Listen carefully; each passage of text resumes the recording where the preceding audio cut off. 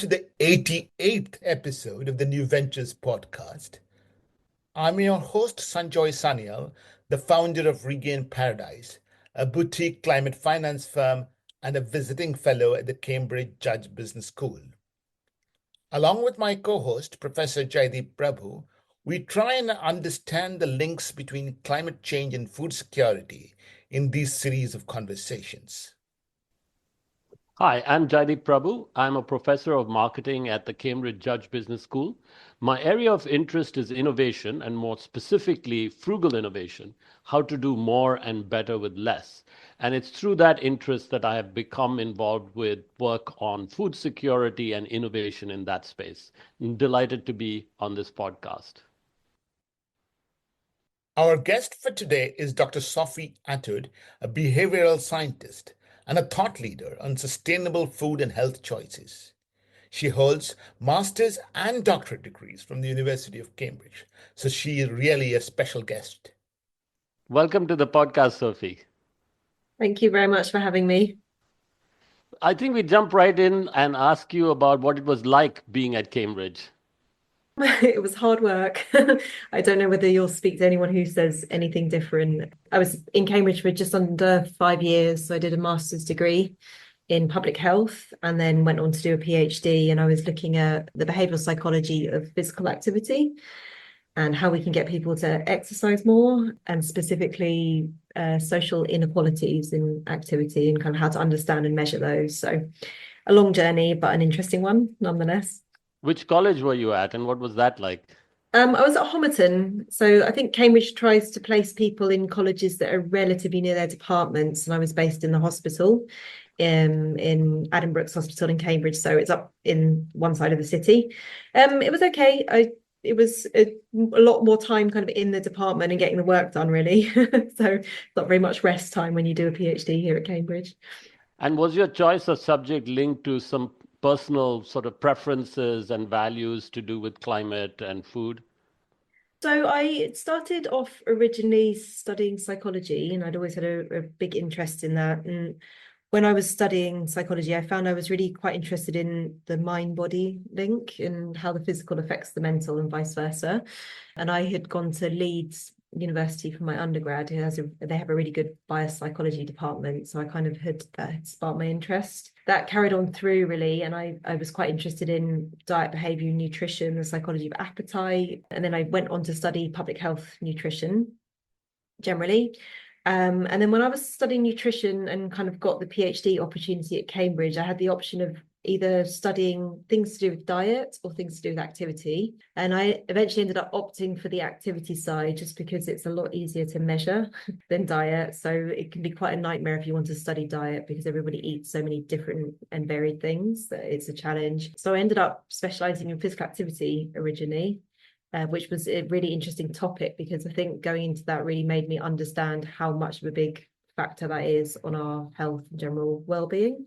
Is often under described and under talked about. So I'd had a bit of the background of both diet and exercise, and then kind of subsequently have done pieces on those two behaviours, smoking, alcohol, lots on well-being, and then more recently transitioned to look at more sustainable behaviours.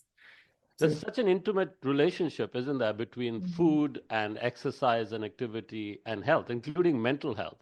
And they have different roots to, that is, food and activity have different roots to influencing health and mental health.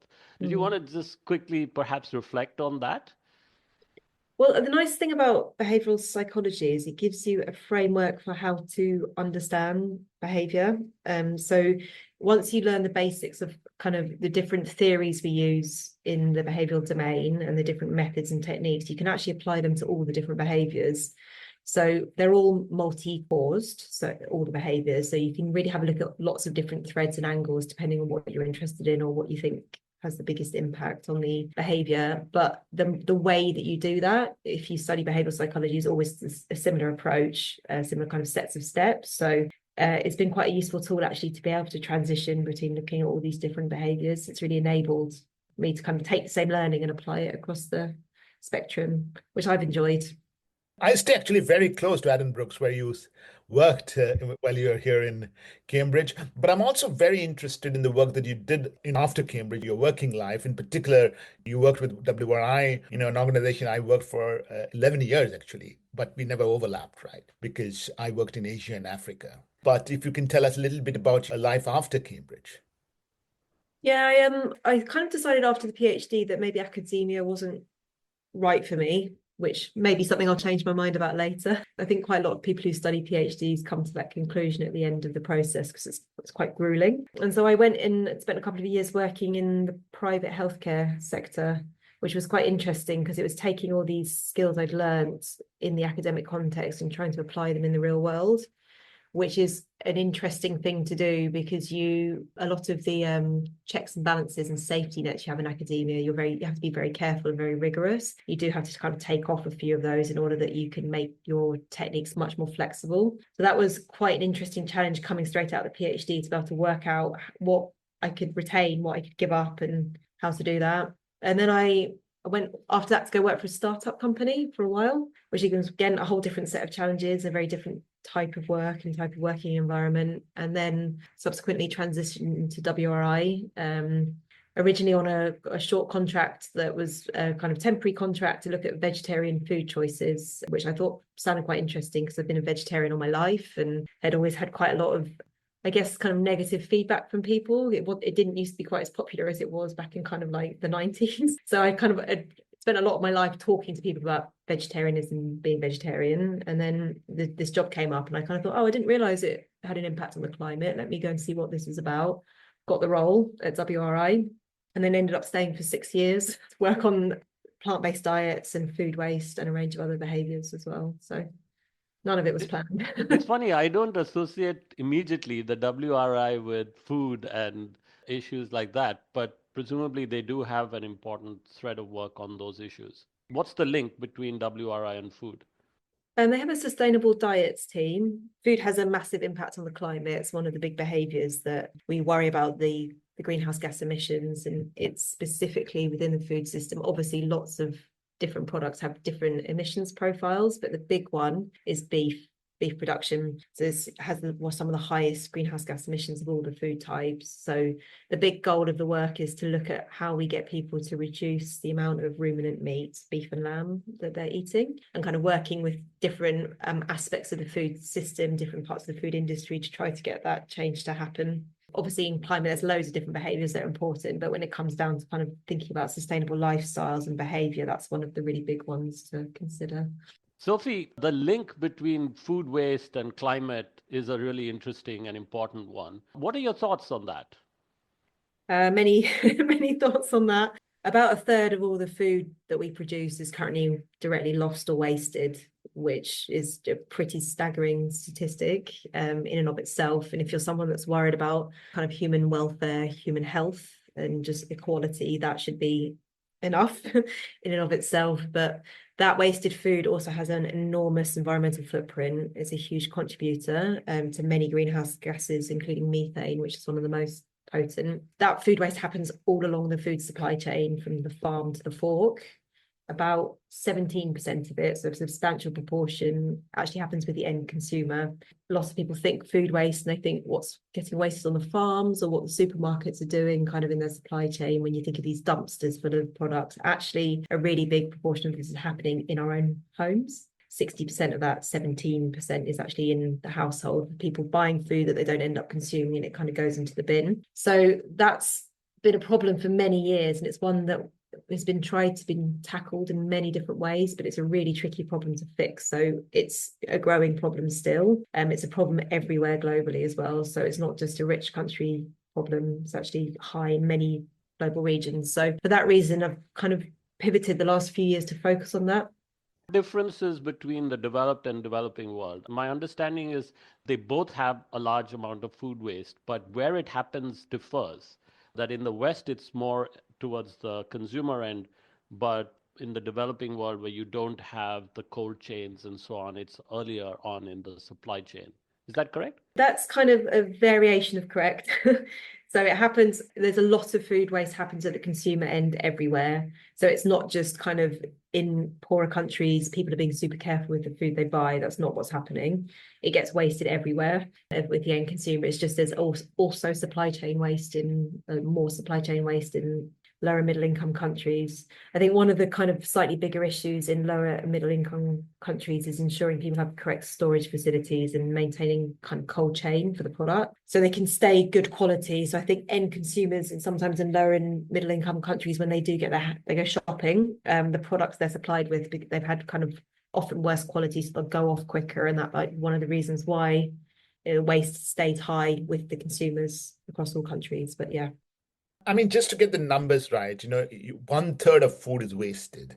So that's 33%. And when you said 17% is wasted at the consumer end, you meant basically 17% of the entire food waste. So more than 50% of that 1/3, basically, the way I'm interpreting your number, is wasted at the consumer end. 17% of the third is wasted at the consumer end. So a fifth of the third is wasted at the consumer end. Then of that fifth, the majority of it, over half, is with the end consumer. So if you imagine if you flow through.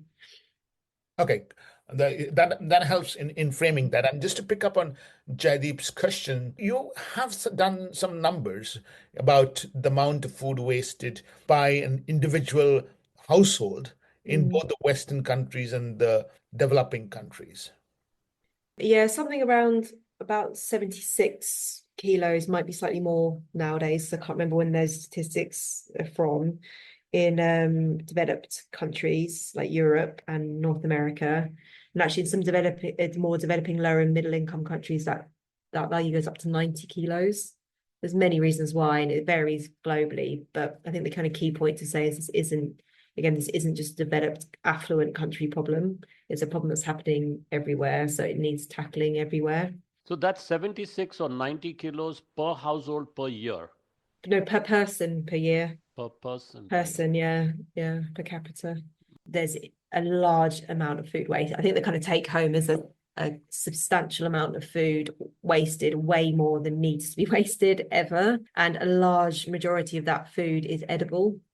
So it's not kind of bits like eggshells or orange peel that is included in how we measure waste, but it's also food that could have been eaten and just wasn't for various reasons, which is obviously really problematic because that's wasted nutrients. And we're living in a world where we're trying very hard to ensure that everybody is fed a good quality diet. A third of that's going straight into the bin, plus things like protein, nutrients that people need. So that's where it's on all levels. This problem is ethically problematic, economically problematic for the environment.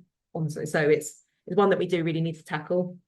And you sort of hinted at complex reasons. Could you sort of unpack what some of the big ones are?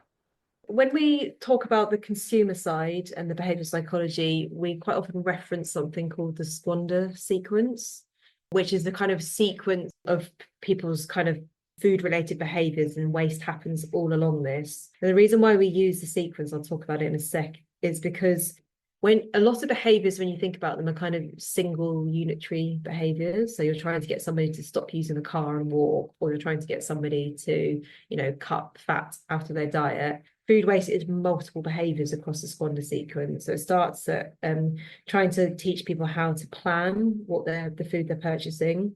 So the behaviours they do whilst they're shopping will be things like succumbing to impulse buys or buying too much, buying the wrong things. Then when they get the food home, how they store it in the household, and if they're doing that in optimal ways. What they do during the food preparation, the wasting bits they could eat, or kind of not cooking things badly, or making errors in the kitchen, making too big portions. And then when it comes to consumption, it's, you might not be finishing the food that you're served, you give yourself too much, you don't like it. And then subsequently after the meal, what you do with either the leftovers. So do you put them in a green bin or an organics bin, or do they go into landfill? What we're trying to do is look all along that sequence and target all aspects of that, because it really is, this is not a behaviour that's going to get fixed by doing one thing. It's contributory. So that's what's quite complicated about food waste. It's really, really multifaceted. And so you need all the behavioural weaponry that we have to try to tackle this. I found it really surprising that you mentioned that, and we won't nitpick on the numbers, of course, these are difficult, complex issues to measure. But the the amount of food wasted per person per year in lower middle income countries could actually sometimes be higher than in Mm. developed countries. And that, of course, something that, to me sounds really strange. My grandmother always used to say, you can't waste the food on the plate, growing up in South Asia. Is this because you're including the supply chain figure in the lower income countries, or is it because of only considering for urban customers, and then there is an issue of globalization and affluence that has led to people becoming more Western in their habits, if you may? If we go off the assumption that it is just consumer side, it'll be lots of different reasons. So it'll be things like different practices around meal times and kind of, sharing meals in families leads to more wastage because people don't have so much control over what they're personally eating.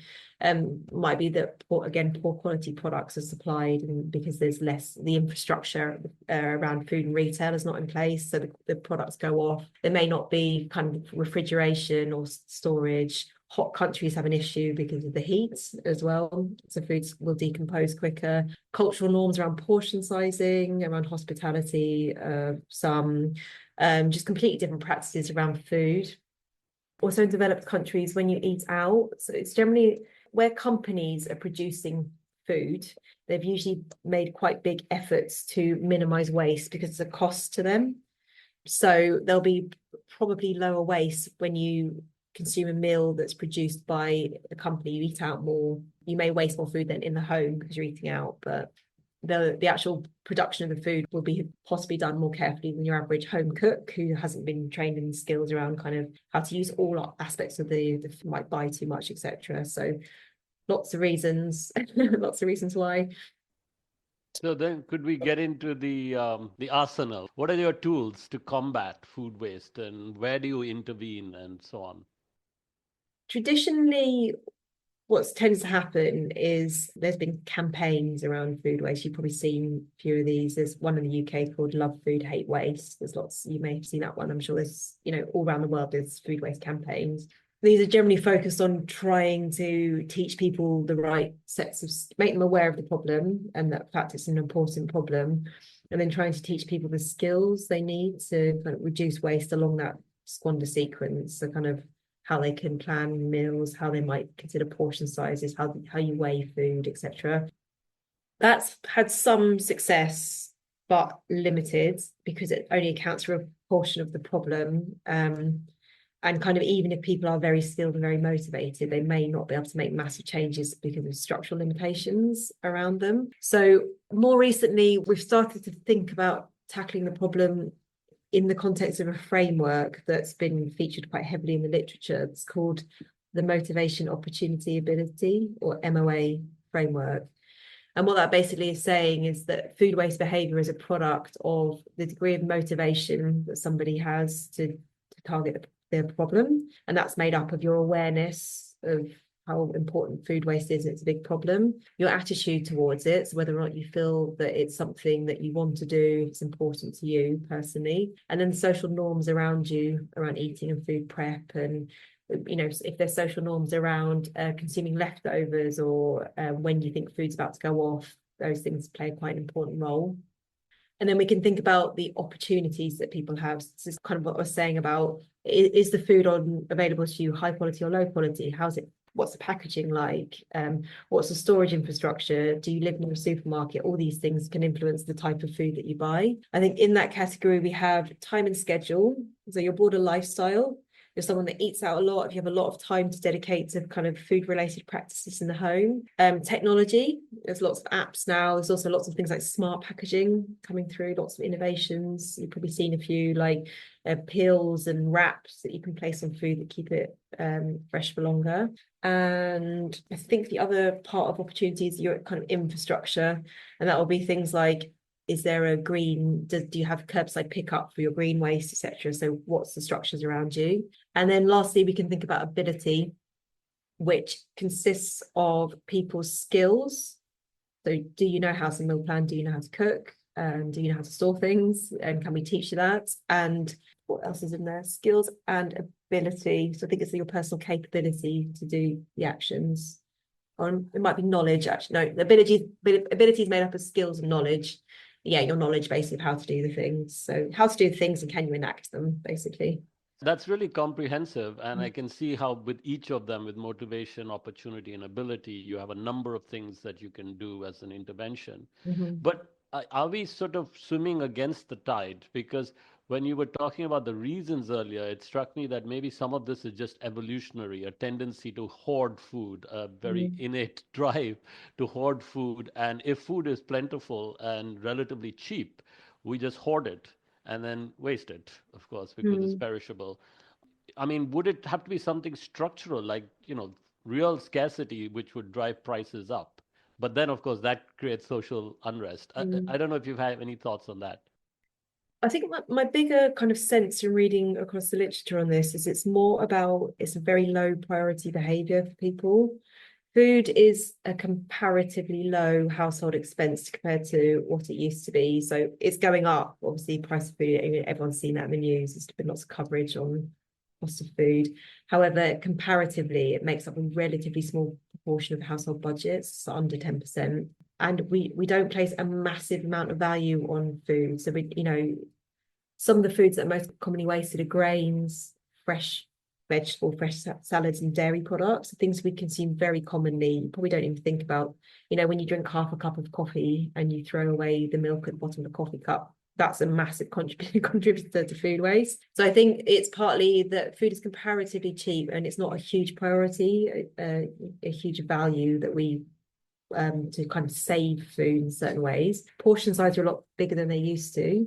It's just one of these behaviors that's quite in the background. We don't really think about it very much. And in some ways, it's also quite difficult to control because you go out, you're served a specific portion size, regardless of, your appetite, who you are, whether you're kind of 6'5" man or a 4'8" woman, like you have completely different dietary needs. So my sense more is it's a low priority, low importance behavior that's quite a lot of hassle to have to really think about. It's not particularly interesting. So it kind of really, it's one of those slightly boring background things that we're trying to then motivate people to do. And that's hard work because it's not very inherently interesting to target. So swimming against the tide, perhaps in that way.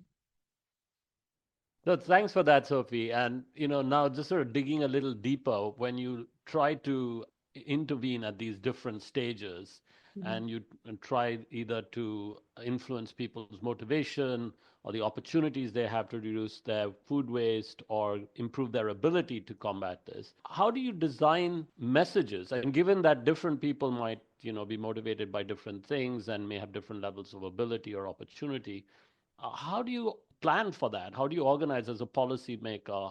What media do you use? What kinds of messages work? Could you talk a bit about that? So you can either do approach where you you'll build a generic campaign. So you'll try to understand what you think based on kind of the literature or some initial research in your population is the major leading reasons. So if you think it's convenience and people just don't really think about food, you would then build a campaign around that and kind of issue it generically based on the medium or tools you have available. So do you have social media? Are you going to do this with a poster campaign? Are you working with supermarkets? Kind of what's your medium to get the message out to the public? So that would be one way to do it. So you're using the best quality evidence to build something quite general. The other way is market segmentation, which I guess Jaideep, you must know a lot about as a professor of business. So we would have a look at grouping people according to different characteristics we know influence waste. So, for example, some of the highest waste is in families with young children, because the children, you want to be careful about food safety. Children might be picky eaters. Meal times are probably quite disrupted. So that can be one specific set of group you might want to target. Another group is something like young single men who maybe don't have the cooking skills, they're not particularly interested in it, and their lives, they might be really busy at work, for example, their lifestyles wouldn't allow. So these are two groups where waste can be quite high, but what you try to do to target waste in those two groups be very different because the causes are quite different. So segmenting can be useful, and more recently we've been thinking about using this MOA framework as a means to segment. So rather than doing it on, traditionally it's done on things like demographic characteristics, so man, woman, old, young, ethnic background, where you live. We can actually now, if we can profile populations, we can profile them based on their psychology or their behavioural signature, and then we can target our interventions. So people who have very low motivation, we might want to spend a bit of time either trying to motivate them or trying to influence them by circumnavigating that motivation and just influencing, modifying the environment around them. So it doesn't really matter if they're motivated or not, we can kind of nudge the behavior. Whereas highly motivated people, we can do probably more different things. Like we might be able to then teach them more kind of detailed or complex skills because they have the motivation to engage. So knowing a bit about the causes or the psychology behind the causes can be really quite interesting and useful in this domain. And what's the motivation of policymakers? I mean, how important is this issue for them? Because, some of these are externalities and somebody else bears the cost sometimes, and we don't see the costs immediately. How urgent is this a priority with policymakers in your view? It depends on like the country. The thing about food waste is it's one of these behaviours which is quite universally agreed upon to be problematic. So I work in the area of sustainable diets. That can be hugely divisive because you have people who are very, very pro plant-based and people who are very anti. So it's politically quite a challenging topic. Food waste isn't so much because it's got multiple negative outcomes that we want to avoid, and it's not very politically divisive. But I think unanimously people agree that it's a important problem. The difficulty, I think, traditionally has been getting it onto the agenda with policymakers, to get it to compete for visibility with other problems, and then also knowing what to do to target it. Because, like I said, a lot of what we've done in the past has been campaigns and messaging. Doesn't work that well. It does a bit. So it's a little bit like, I think, until you've got a set of tools that can be really effective, at that point it can be quite helpful in persuading people to put the effort and energy behind policies around food waste. I will just pop in a comment here that might be useful for Jaideep. The food waste is getting into the climate policy declarations of not 170 countries, but maybe 2-3. And in fact, UK is one of them, I think. The other two interesting countries which where it came up, I believe, is China and Turkey. Mm-hmm. So, Sophie, one thing that I'm finding really interesting talking to you is how you bring an academic sort of rigor to your practical work. Obviously, you did a PhD and you left, and then you worked in practical world. In our podcast series on climate change and food security, we hosted Emily about a year and a half back, actually, of Oddbox, which is a company you know about. Jaideep has been asking you questions about policymakers. I'm going to ask you, what would be your advice for companies like Oddbox on how to market and increase their business? So Oddbox sells, is it kind of a suboptimal or misshapen fruit and veg in a mixed box to consumers? Good price, yeah. No, it's a great idea, and I think more and more supermarkets are starting to do this in store, where they're packaging together, a selection of fruit and veg that's near it. It's getting very ripe, so they need to sell it rapidly. So it's an idea that's gaining traction. The misshapen food has been quite interesting. It's been one of the areas that's been slightly more studied in the food waste space. So, like I said, there's hundreds of potential things we can do. This is just one. It's good for supermarkets to do because it avoids them needing to deal with the fruit and veg expiring and them having to deal with the expired product. So they would rather sell it to consumers for consumers to use. So it's quite beneficial to everybody, especially if they offer it at lower prices. So one option is offering it at a good price to people. I think they've done some quite interesting, there's many things you can do practically. You can kind of give people recipes, etc. So in that ability bucket, there's quite a lot you can do with misshapen veg. But in the motivation bucket, I think the fear has always been that consumers won't want these products because they see them as suboptimal. They're not very interested in buying food that they think is about to go off and not very good. There's some quite interesting things been done in kind of a technique we call in behavioral psychology anthropomorphism, which is basically I don't know if you know Mr. Potato Head, or the products where they add a smiley face, or they try to make something inanimate into something animate. So you turn it into a character, and that actually can help people feel more positively towards these products, and increases the likelihood they're going to buy them. And people have also used stories, kind of narratives as well, to kind of really talk to people about kind of trying to engage people in the product. So get over these initial kind of intuitive gut level responses that it's something bad, it's low quality, it doesn't look nice, it might be a bit off.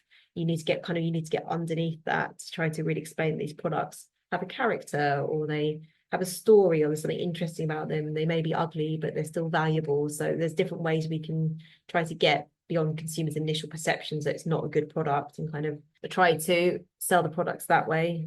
So some of it works. Oddbox is one example of private sector solution or attempted solution to this problem. What do you think of others like these recipe box companies? Do you think they can help address this issue of food waste? Yeah, I think they're really good, and they offer some really good options to consumers that are with waste very carefully kind of regulated in the supply chain and production of the boxes.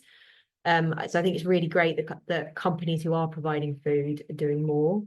The question, I think, around these will be equity and reach, because they're not the cheapest options. And if you're a low income consumer who's very worried, your concerns may be doing things like buying bulk or buying food that's discounted. Both of those things are linked to higher rates of food waste.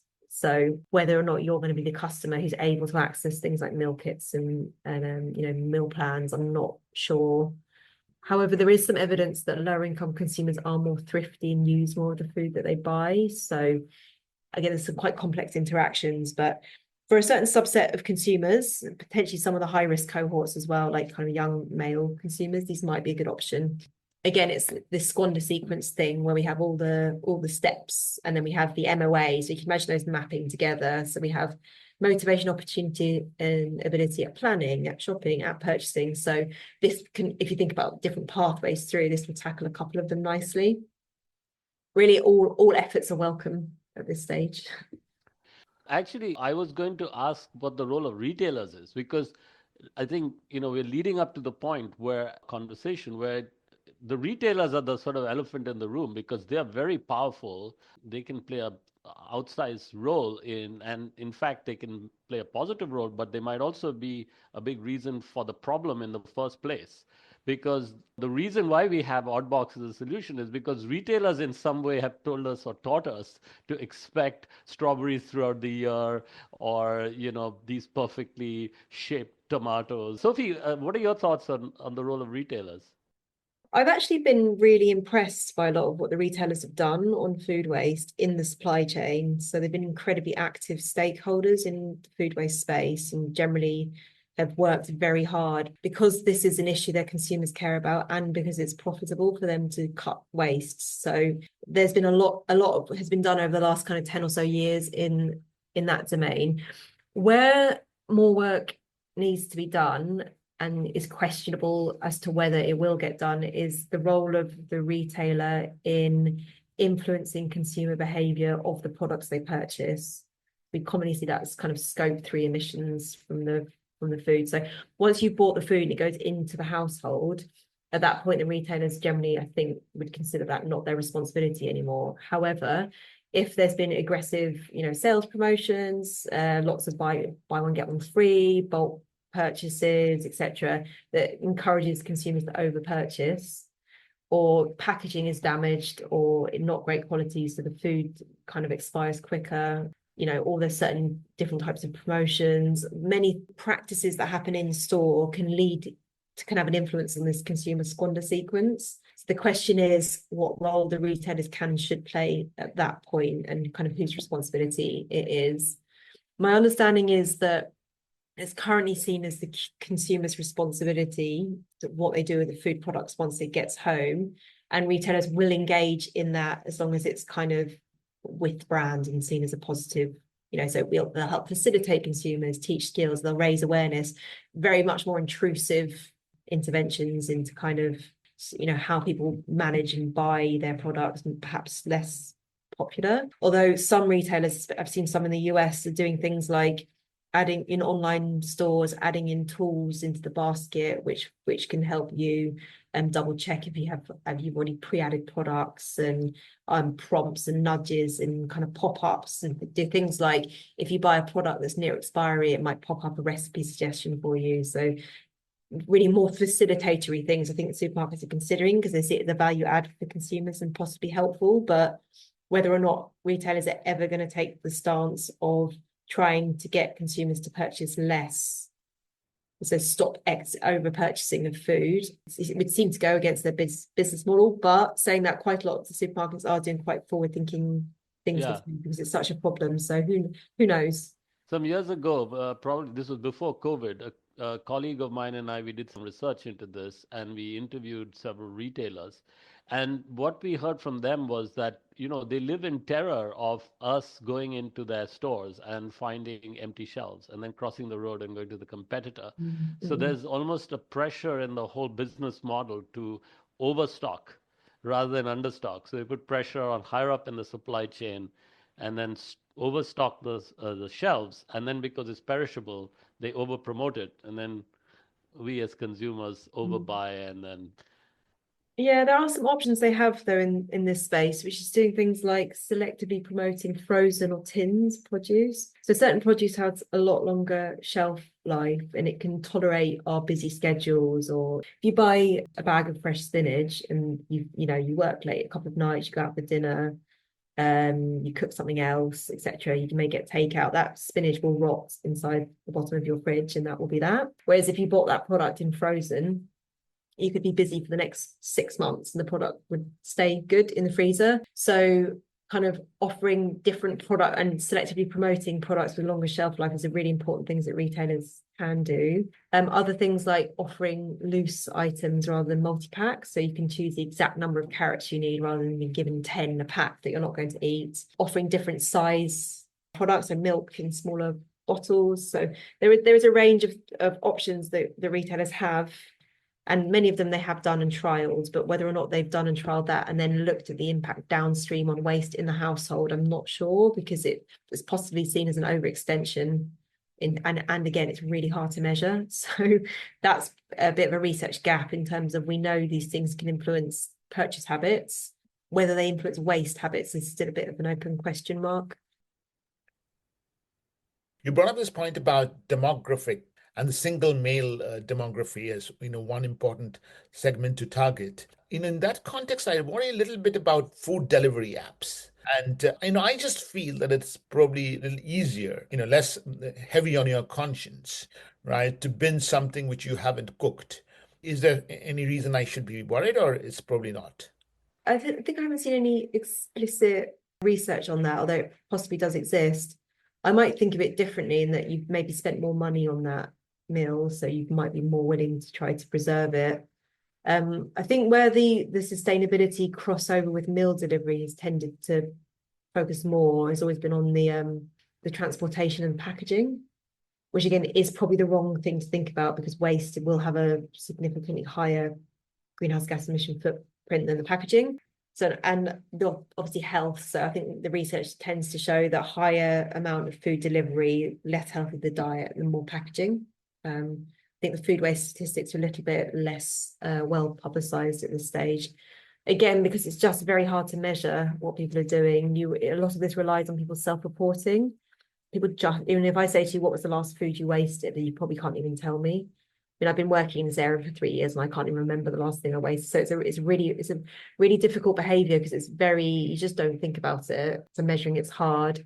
The other option is getting people to measure everything they produce, measure their bins, and then that will modify their behavior. So you're not getting an accurate estimate, because if a researcher's measuring everything and they're doing a food waste study, you're going to waste a lot less food in that week that you take part. So it's because it's hard to measure, it's quite hard to characterize what's going on. So then it gets hard to know exactly where the problem's lying and which specific angle we should target. So definitely a big focus has more recently gone on kind of measurement techniques and effective ways to try to capture this problem across contexts, different countries, etc., in an easy way, so we do have a clearer picture. I think smart bins too. I remember hearing about that, like smart bins would actually weigh what's in the bin and from day to day and so forth. Mhm. Yeah, there's also things like fridge cameras. But I mean, the question comes then, do you really want an app that is piping a live video from the inside of your fridge? Like I think I'd rather not use that and just kind of know what's in my fridge. So this is why I think a lot of the tools and tech that people have created around food waste is really predicated on the idea that people care enough about all this that they're going to do something. And I think there's an element to which it might raise a bit of awareness at the beginning, but I don't think the problem is lack of awareness. Most people know that they shouldn't really waste food and it's not very good for the environment broadly. The big problem is kind of how you tackle that in your own household and care and like kind of being bothered to do it when there's other priorities in your lifestyle. So the type of person who will buy a weighted bin or fridge cam is probably the type of person who's highly conscientious that will make, these might not be the big wasters because it's just the wrong market. A lot of people in my generation got interested in food because people like Anthony Bourdain talking about food and how it influences culture. And maybe this is a question for both of you, actually. For example, BBC programs like Saturday Live Kitchen, I really like it. It's one of my favorite things on a weekend. They probably have a lot of way to influence cooking and food waste behavior and helping people understand recipes, getting the motivation and at least the opportunity and maybe even the ability part of it. Some thoughts around that. Yeah, it'd be great if more was done. I think it's chefs can play a really influential role in kind of people's food behaviors as role models. So I think that would be great. I do think sometimes in food waste it's kind of slightly beyond what to do. This is a bit like it's seen kind of inherently as a bit of disgusting behavior, or sometimes, conserving food or preparing leftovers is seen really as a not very aspirational behavior. So there is some kind of slightly innate things about food waste that make it a bit unpopular for people to think about. So if it can be taken up by, the media, celebrity chefs, etc., and turned it into something a little bit more aspirational, I think that would definitely be helpful in general for the movement. You've indicated that different types of food have a different impact on the environment. So presumably different types of food waste will also have differing impacts. I'm guessing that plant-based foods will have less of a emissions impact than, say, meat. So that probably implies that moving people's diets towards plant-based food will help. And I know you've done work on that as well. What's some of the behavioral science around that is shifting people's choice of food? Yeah, so it's definitely true that food has different foods have different impacts, and wasting higher impact food is worse. From the waste side, generally people are less inclined to waste things like meat and cheese because they're kind of higher value goods, and it's more like staple foods are more likely to be wasted. But a smaller amount of beef can lead to, a vastly greater footprint than a massive amount of bread. So yeah, lots of research on plant-based diets, so I can talk at length. Is there an area that you're particularly interested in for yourself, or? Well, the area that I'm particularly interested in is, because I've done some research on this, is these alternative proteins. Mhm. And there's quite a lot of that work going on, both on the technical side, but also on the commercial side. And then, of course, it'll be interesting to know if you've researched what the behavioral issues are and what the consumer dynamics is in that space. Yeah, it's been interesting because a lot of the commentary on this comes from a lot of market reports, and you see at the same time in the media, people reports that are like massive boom in the market, and the same time as the market's failing. So it's quite hard, I think, sometimes to get quite a clear picture of actual consumer adoption. Generally, it varies. Like people's willingness to try these products generally varies on a number of different characteristics. Because one of the big ones is how attached they are to meat in the first place. So it seems to be there's kind of segments of consumers who are quite veggie vegan already. There's some that are willing to try them and change, flexitarians. And then you kind of have a segment of the population who are very staunch meat eaters and just are not going to touch these products. And there's different types of products as well in across the spectrum. So you have alternative proteins that are quite traditional ones, things like tofu, that have been included in the diet, forever. So that might appeal to a certain type of audience, whereas the alternative will be something like an Impossible Burger, which is made to exactly replicate meat. So the former might be good for the consumer segments who are very pro-vegetarian, vegan, or quite health oriented and want to cut meat for reasons of potentially health or animal welfare. Whereas on the other side of the spectrum, you might get people who are curious to try because it's a new product, or may care about the environment but not particularly bothered about anything else. And that's where these substitute products, the little imitations, often seen as highly processed, serve a value as well. So again, it's different products for different people and different needs across the market, but there's a much wider range of products now than there used to be. So it's definitely good that these are on the market. Whether or not they're going to displace meat in the diet is the important question, because if people just add them in addition, so they're eating the same amount of meat as they used to and also choosing these products as well, so they're just eating a higher protein content diet, we've kind of caused a problem here rather than found a solution. So again, the segmentation approach works very well to identify the segments. And are you saying that you're likely to get a better response if you focus on flexitarians than if you try to shift the, sort of really hidebound meat eaters? It kind of, I think it depends on your mode of intervention. So kind of in public health, we always talk about something called the high risk versus the population approach. So do you go into if you think about a bell curve, you go into the tail ends of the bell curve, they're like the very high meat consumers, you're eating kind of 2 steaks a day, and we try very, very hard to tackle these people. They're going to be very attached to meat. They're going to be very resistant to change. One option. Or do we go for this middle ground, the vast majority that fall into the middle of the bell curve of people who might be willing to cut, they don't want to go veggie, vegan, they might be willing to cut down certain types of meat or slightly smaller portion sizes or slightly less frequent. They don't really want to be preached at necessarily. We might be able to change a couple of meals a week to see where we can get the kind of greatest environmental impact, and that kind of middle option may be the best one, because we can kind of gradually shifting the norms and kind of shifting the bell curve really. So, and I think this is where these products can come in, because they can really help shift that kind of majority of people. We're not telling everyone to go vegan by any means, but what we're saying is, can you replace 1 or 2 meals a week?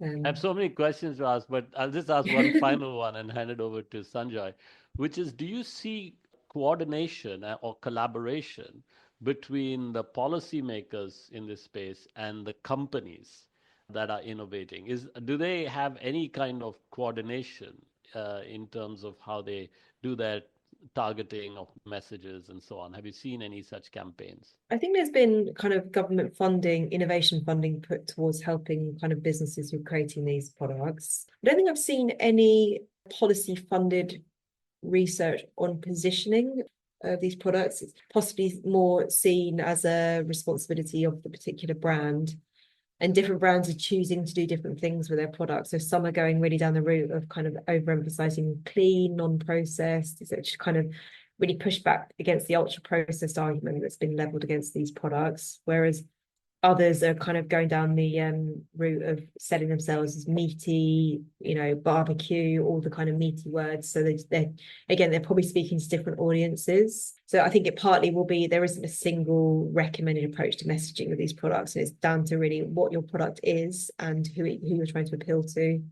Another option really is not to message at all, and kind of do some stuff like working with food companies, including public procurement of foods, to try to change menus. So you've seen a lot in the media recently about changing hospital menus to make them plant-based.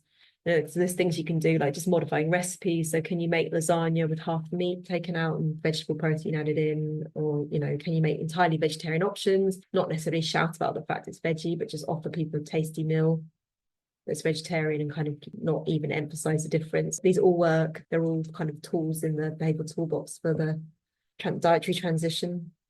You are right, actually, and that in most of the research innovation grants that I am familiar with came from the supply side, development of new types of food, and very little on the demand side, what it will take for consumers to change behavior. Perhaps that's a project you and Jaideep can develop and get some funding for.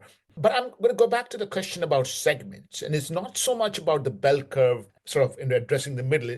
In any innovative product, there is this concept of early innovator mark. And we've been doing this podcast around climate change and food security. Jaideep and myself have hosted several people, including one of Singapore's early investors, pioneering investors in these types of foods. We also had our guest Arnab actually with a Judge alum, and his point was pretty clear. He said that look, the problem about these plant-based foods is that they're targeting the wrong segment of customers. As you said, people who are already eating meat, but they should be targeting, according to him, an aspirational meat eater. I wonder what you would have to say to him.